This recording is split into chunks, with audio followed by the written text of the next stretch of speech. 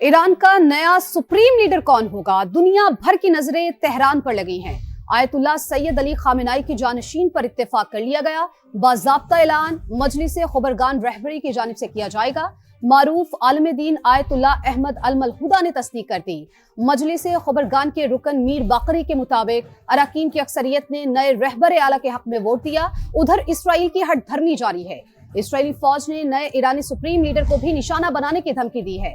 मजलिस खबरगान भी टारगेट करार दिया। इससे पहले अमरीकी सदर भी कह चुके हैं कि मुश्तबा खामेनाई उनके लिए नाकाबिले कबूल होंगे। नया सुप्रीम लीडर हमारी मंजूरी के बगैर ज्यादा अरसा नहीं चल सकेगा, उसकी बका हमारी मंजूरी से मशरूत होगी। अमरीकी सदर डोनाल्ड ट्रंप ने ईरान को धमकी दे दी। बोले अमरीका नहीं चाहता कि चंद साल बाद ईरान को दोबारा जौहरी हथियार बनाने का मौका मिले।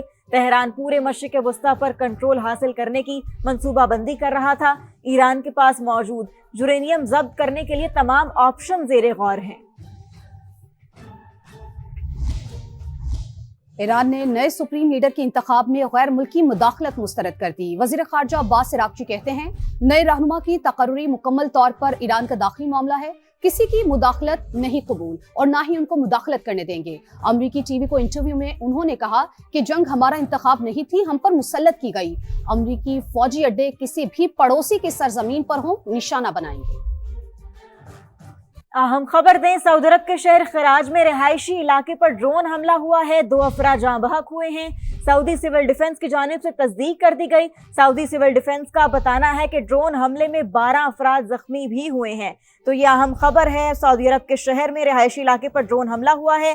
2 अफराद जाँ बहक हुए हैं। सऊदी सिविल डिफेंस की जानिब से बताना है कि ड्रोन हमले में 12 अफराद जख्मी भी हुए हैं। मशरिक़ वुस्ता में कशीदगी, सऊदी अरब का ईरान को पहली बार जवाबी हमलों का इंतबाह। खबर एजेंसी के मुताबिक सऊदी अरब की जानिब से कहा गया कि सऊदी सरजमीन और तेल की तनसीबात पर हमले जारी रहे तो इसका जवाब देंगे। अमेरिका और इसराइल का जंगी पागलपन इंतहा पर पहुंच गया। ईरान में सिविलियन के बाद ऑयल तनसीबात को निशाना बना डाला। तेहरान और कराज में धमाकों की गूंज, ऑयल रिफाइनरी में आग की लपेट में आ गई। आसमान पर काले धुएं के बादल छा गए। कोहाग, शाहरान और कारान में भी ऑयल डिपोस तबाह, 6 अफराद शहीद हुए। अमेरिका और इसराइल ने अस्फहान, नजफाबाद, आरान और दीगर शहरों पर भी वहशियाना बमबारी की। मजीद 31 शहादतों की तस्दीक कर दी गई। शुहदा की मजमूई तादाद 1350 से ज्यादा हो गई।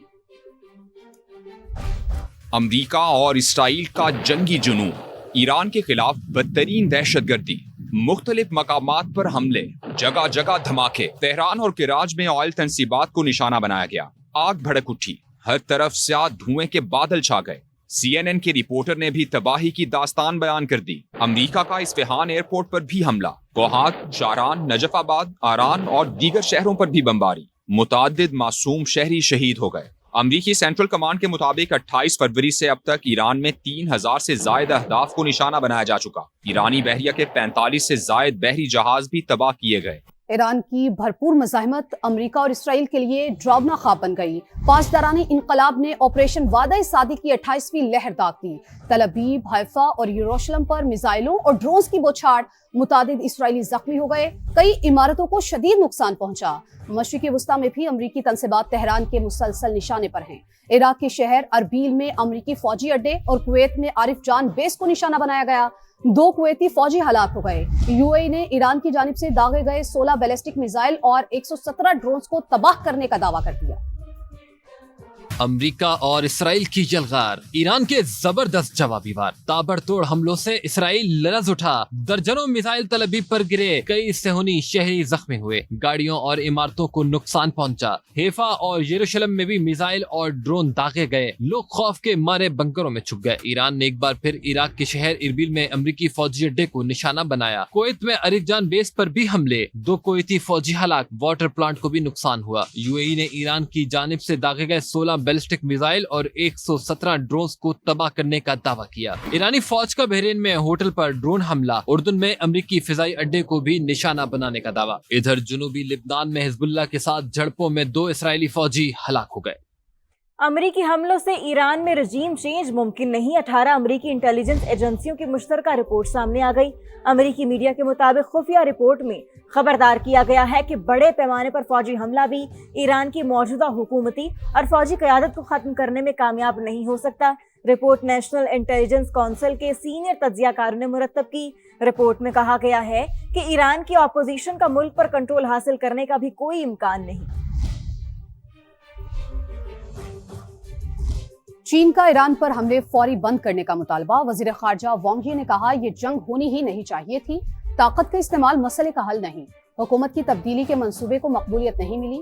چینی وزیر خارجہ نے ایران اور خلیجی ملکوں کی سلامتی اور خود مختاری کے احترام پر زور دیتے ہوئے کہا کہ جنگ کو پھیلنے سے روکا جائے، بڑے ممالک تعمیری کردار ادا کریں۔ سوئس وزیر دفاع نے ایران پر امریکی اور اسرائیلی حملوں کو عالمی قوانین کی خلاف ورزی قرار دیا اور کہا ہماری نظر میں یہ اقدام کھلی جارحیت ہے، شہری آبادی کا تحفظ یقینی بنایا جائے، حملے بند کیے جائیں۔ پوپ لیو نے ایران اور مشرق وسطیٰ میں امن کی اپیل کر دی اور کہا حملے روکے جائیں اور بات چیت کا راستہ اختیار کیا جائے۔ ایرانی اسپیکر محمد باقر کالباف کہتے ہیں کہ جنگ جاری رہی تو نہ تیل بچے گا اور نہ ہی اسے پیدا کرنے کی صلاحیت۔ امریکہ خطے کے مفادات کو نیتنیاہو کے لیے قربان کر رہا ہے، جنگ کی آگ میں امریکی مفادات بھی جل جائیں گے، تیل کی قیمتوں میں اضافے سے عالمی معیشت متاثر ہوگی۔ آبنائے ہرمز کی بندش کے باعث عالمی مارکیٹ میں خام تیل کی قیمتوں میں مسلسل اضافہ، امریکی کروڈ آئل 12% اضافے کے بعد $90.89 فی بیرل تک پہنچ گیا۔ برطانوی تیل کے دام بھی 8% بڑھ کر $92.69 ہو گئے۔ پاکستان میں آئندہ ہفتے بھی تیل کی قیمت میں اضافے کا امکان ہے۔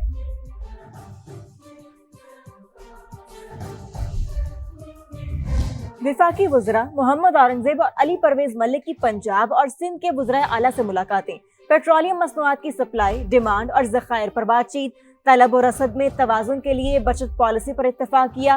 وفاقی وزراء نے بتایا کہ تنازع بڑھا تو خام تیل $120 فی بیرل تک جا سکتا ہے۔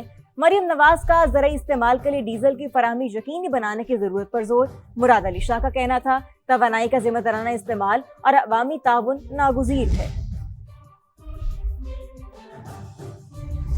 معاشی استحکام کو یقینی بنایا جائے، عوام کے مفادات کے تحفظ کے لیے تمام اقدامات اٹھائے جائیں۔ وزیر اعظم شہباز شریف کی ہدایات، ملکی معیشت کو مستحکم رکھنے کے لیے اقدامات کے حوالے سے اہم اجلاس، وزیر اعظم کو عالمی سطح پر کشیدگی اور اس کے ممکنہ معاشی اثرات کے حوالے سے تفصیلی بریفنگ دی گئی۔ وزیر اعظم نے کہا عوام کو ریلیف اور وسائل کی مؤثر استعمال کے لیے بھرپور کردار ادا کریں، تمام سرکاری ملازمین اور وزراء کو سادگی اور کفایت شعاری اختیار کرنا ہوگی۔ موجودہ مشکل وقت میں قومی وسائل کے دانشمندانہ استعمال کو یقینی بنانا ضروری ہے۔ حکومت صورتحال پر مسلسل نظر رکھے ہوئے ہے، عوام کو زیادہ سے زیادہ ریلیف فراہم کریں گے۔